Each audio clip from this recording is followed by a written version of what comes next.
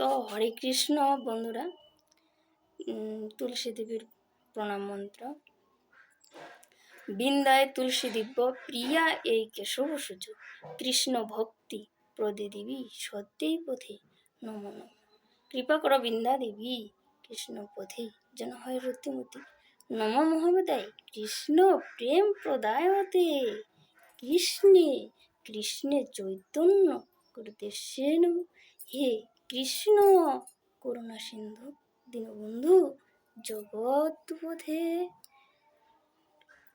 জগৎ।